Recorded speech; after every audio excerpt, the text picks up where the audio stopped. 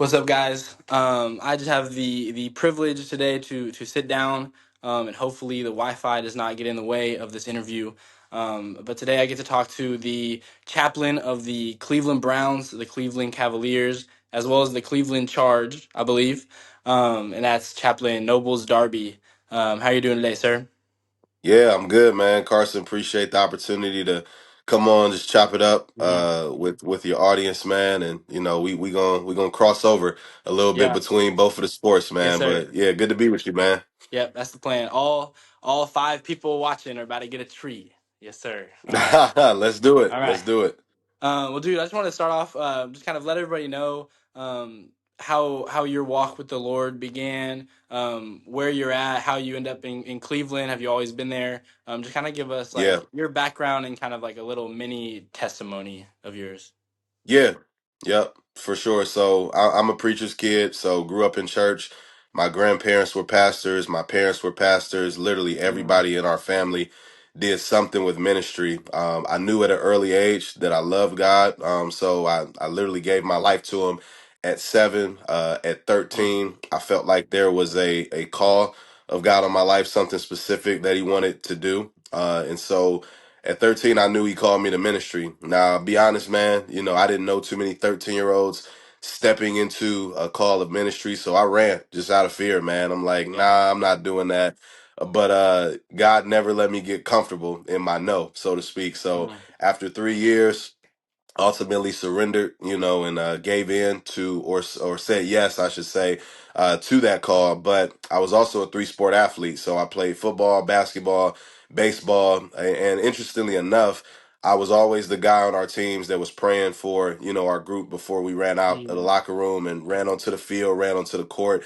Little did I know how that would, make its way into my life at a later time. So that same grandfather who was my pastor, I'm 2 weeks into my freshman semester in college. I'm on a full scholarship, thinking I'm about to play football, hopefully go to the league.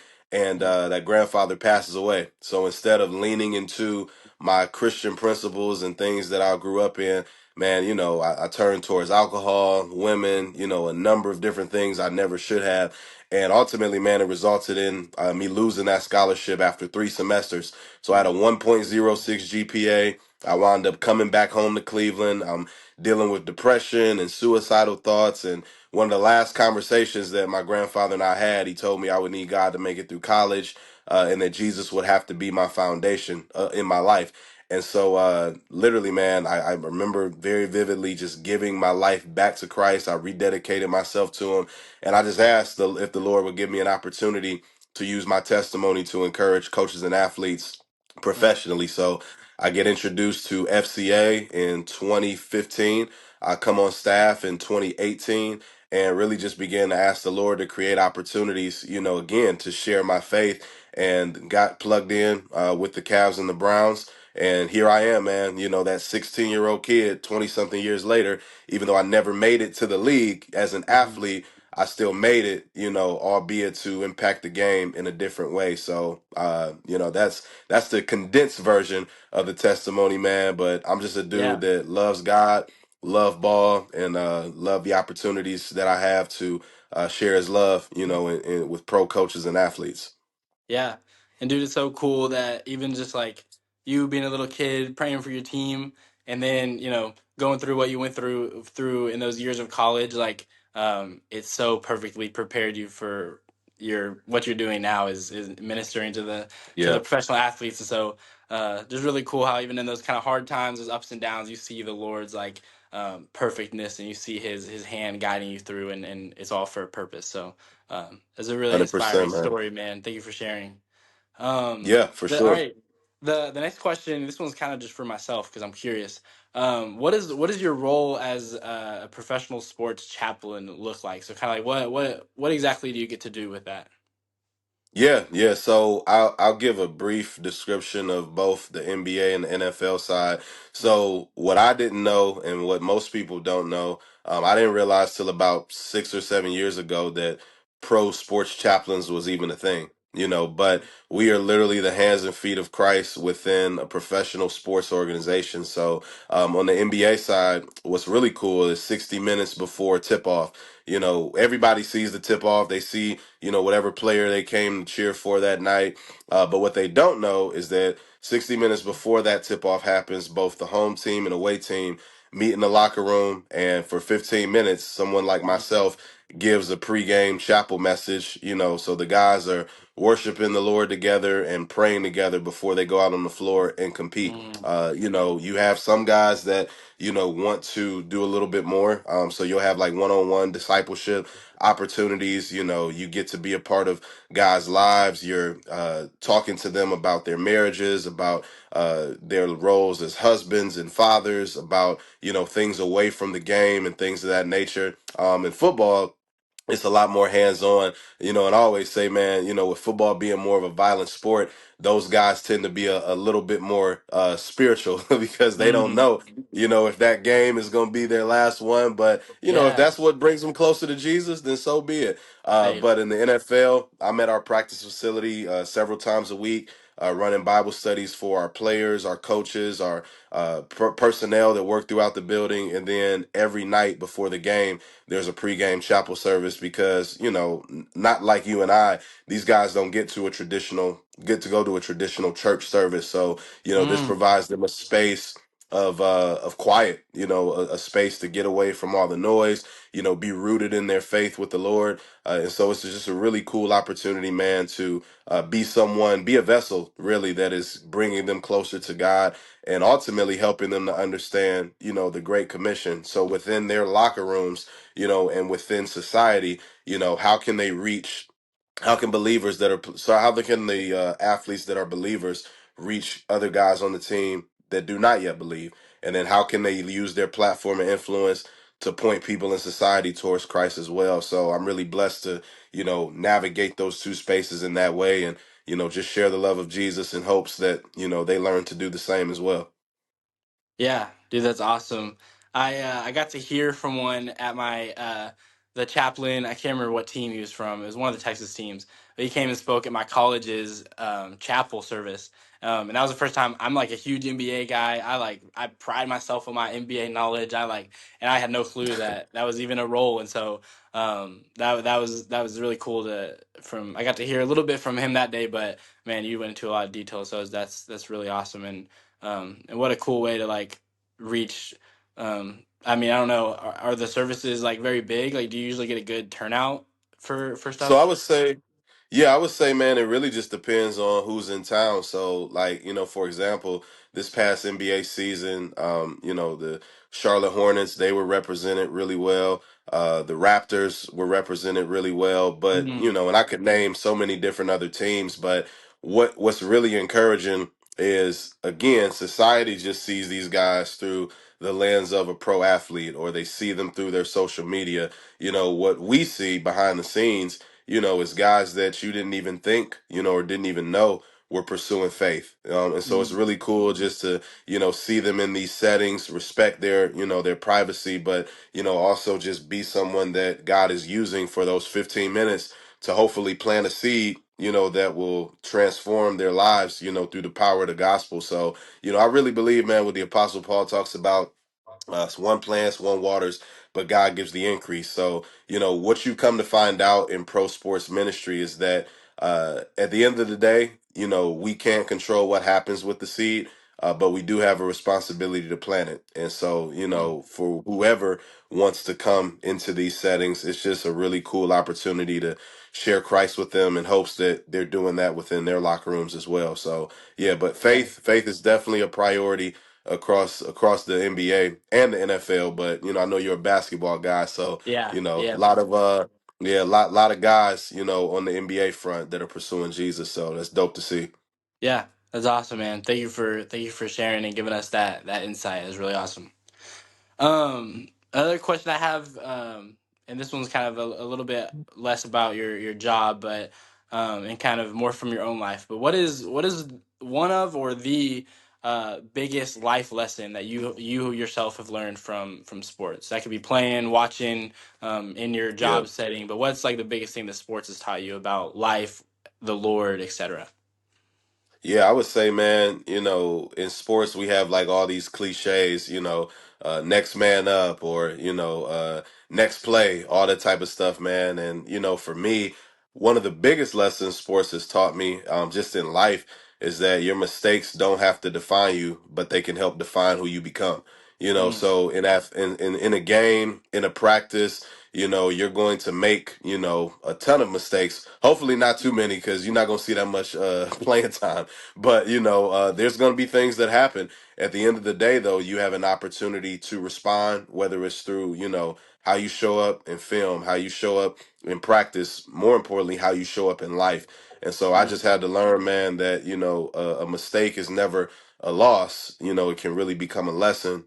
So long as you have the right mindset and then understand what it's going to take to avoid that same mistake again. So I tell people all the time, man, sports is just a classroom for life. And all the lessons that I ever learned on a football field, on a basketball court, on a baseball diamond, have helped prepare me to do what I do right now. And I think personally, man, athletes make some of the best leaders, because it's just a different framework that we see life through, man. So yeah, whatever mistakes, someone that may be watching this may be dealing with, I would just encourage the man to, don't let them define who you are, but use them and learn from them to help define who it is that you desire to be. So that's been a big one for me.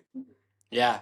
And dude, I like sometimes people don't believe me, but when I tell them I'm a coach, I'm like, as much as I want to win championships and trophies, like man, I really am in it to like instill these life lessons that I myself have learned. I'm learning from you and hopefully many other people. And so yeah, I'm gonna add that one. I'm gonna add that one to the tool belt whenever I need a little inspiring quote. I'm gonna Yes, say that sir. one from you. Yeah, I Yes, appreciate it. sir. For sure. Yep. Um, and then I guess kind of along those same lines, but more specifically for Christian athletes, what do you have like some advice for Christian athletes? I guess mainly because like when we think of sports like the NFL or I know like just growing up around basketball culture, it's a lot of ungodly things that come with Yeah. being in the basketball world. So what are some or what's a piece of advice you have just for young Christian athletes that are growing up in today's sports world? Yes, good question, man. I would say to look at Matthew 7:24 through 27. So, Mm, in the New Testament, Jesus used a lot of parables, to illustrate certain things, and lessons that we can still apply to our lives today as believers. This particular text is where Jesus talks about, the two houses, one that's built on solid rock, one that's built on sand. But he says, he opens it up by saying, if any man listens to my teaching and he follows it, he'll be like that house built on solid rock. And, mm, we see what happens if he listens to it and he doesn't follow it. Something that I've learned, man, and this is certainly true in athletics, they say there's three things that's true about life. Either you're in a storm, you're coming out of a storm, or you're headed into a storm. And what I noticed that's so significant about this text, these two houses really represent two people. And at the end of the day, the storm hit both houses, right? Neither house was protected from the storm, but it was the person that listened to what Christ said and followed it, that no matter what storm came, no matter what storm went, their life was still built on something solid. I think in athletes, man, athletics, we can make a lot of things our foundation, and we can become secure in the amount of money that we're making, the amount of followers we have on social media, the endorsements, the opportunities. But what I know to be true is that no matter how secure the things we achieve or the things that we have or the things we acquire make us feel secure, if we're not standing on the solid foundation of Jesus, we're going to fall. And so mm, I would just encourage, Christian athletes specifically to make sure, man, that the foundation of who you are is Jesus Christ. 1 Corinthians 3:11 tells us there's no other foundation that can be laid than that which is Jesus. And so at the end of the day, man, we can't allow the cheers to become our foundation. We can't allow the accolades to become our foundation, because what I know to be true, man, is that Christ will always care more about who we are becoming than what we're accomplishing. And yeah, so, even Mark 8:36 says, was it profit a man to gain the whole world and lose his soul? So God will never prioritize the health of our success over the health of our soul. So as long as we are prioritizing our relationship with Christ, everything else will flow from there. So make Yeah. sure he's the foundation and everything else will take care of itself. Yeah. Man, that's some good advice, man. I just feel like anytime like I've heard somebody's story, and they were like an athlete at some time, whether it's high school level, college level. That moment in their life where they stop playing the sports is always like an identity crisis. Like they're just like, Yeah. man, I was just lost. Like I had no clue who I was, what I was supposed to do. Um, and I feel like, man, like you can combat that if throughout your athletic career, like don't take it for granted. Enjoy it. It's fun. Like sports are awesome, but like the priority needs to remain like your relationship with the Lord. Or whenever the sports fade away, which it will, it's of Yeah. this world, and everything of this world is gonna fade away one day. And so once it's gone, if you're left with nothing because you did not build yourself on that strong foundation, man, um, it's gonna be hard. And so, yeah, somebody Yes, who sir. dealt with that personally, man, I was feeling really convicted while you were talking. So that's some Yeah. that's some good advice. And I wish I would Yes, have sir. been able to ask you that about 10 years ago. So yeah, Yeah, I bro. needed Well, I well, needed it a little sooner, man. yeah. Well, hey, Where you prayer. been? Where you Hey, been? Where you been? prayerfully, it helps someone that is watching this, to Yeah, avoid those same pitfalls, man. Because at the yeah, end of the day, man, our lives are, vessels that God ultimately wants to use, whether it's through success or failure, to show people, hey, God is still merciful, and so long as we're willing to receive the word when we hear it, He can mhm, still do something with us. So, yeah. yeah, yeah, Amen. yes, Yeah. sir. All right. Well, those were kind of the five like big, kind of deeper questions.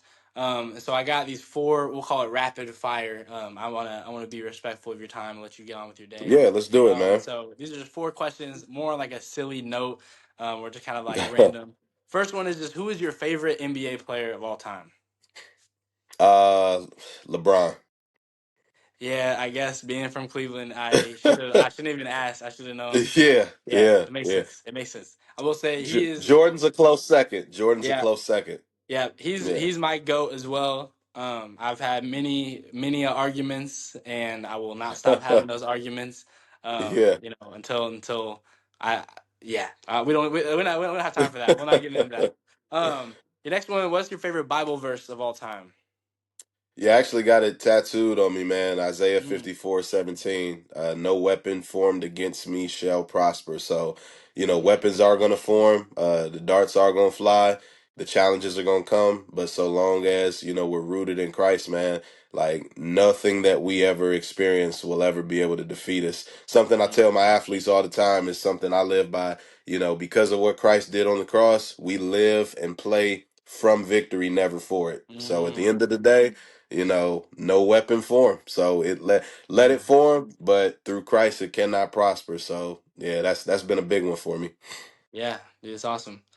The next one, if you could just sit down, have a meal with any famous athlete, I'm guessing you're gonna say LeBron, but who would that be? Just so you can like pick their brain about life, about their career, where they came from. Who would be a famous athlete you could have a meal with?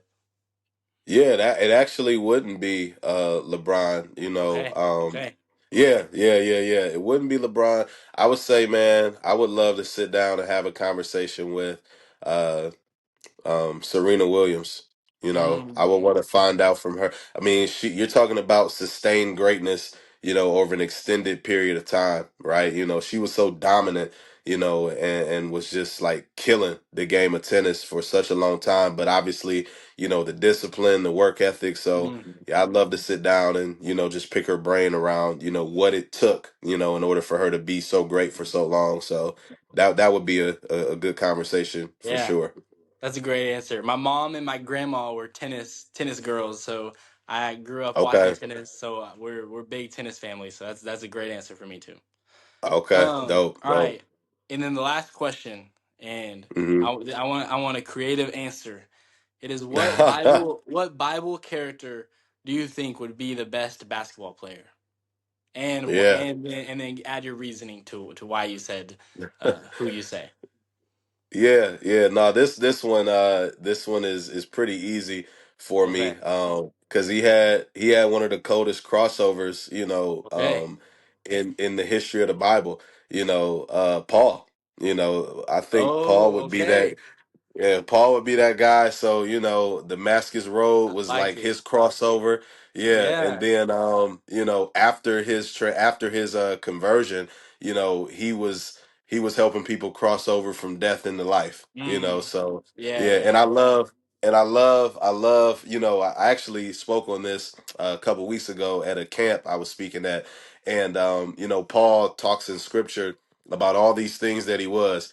Paul, he was like the Jew of Jews, and he had all these different things that he accomplished. And so I jokingly said, I'm like, man, Paul had NIL before NIL existed. Like Yeah. Paul was an all pro, when it came Man. to, Yep. his day. But he said, man, all those things was worthless when he when Yeah. he encountered Christ. And so I would say, man, Yeah. because Paul had a great crossover, and then he helped people cross over from death into life. He would be the a dog in the league. Yeah. Man, that is the best answer I've ever heard. I feel like I get a lot of like Goliaths, just like he'll be a beast in the paint, but I liked your reasoning. I liked your reasoning the best of anything I've ever heard. Well, dude, if you don't have anything else to say, I just want to thank you for your time, and if you don't mind, I'd love to just pray for you real quick. Just pray over Yeah, your man. ministry and everything you do. So, I'll pray real quick. Appreciate it.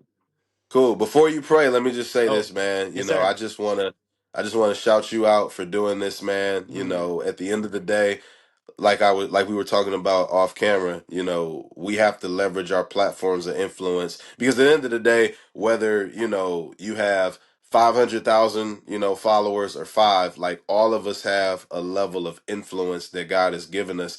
And when he comes back, he's going to want to know, how do we use it in order to point people to him. So I just want to shout you out, bro, yeah. for creating this platform, just to hear about people's stories, their journeys, in hopes that this will, lead someone closer to Jesus. So, shout Mm, outs to you, bro. This yeah. was a great conversation. I appreciate it, man. That was encouraging. I appreciate it. Yes, Well, yeah, sir. I'm gonna pray real quick, and then I'll let you get out of here. Cool. Dear Heavenly Father, I just thank you, just for this day, God. Thank you for this conversation, God, with Noble.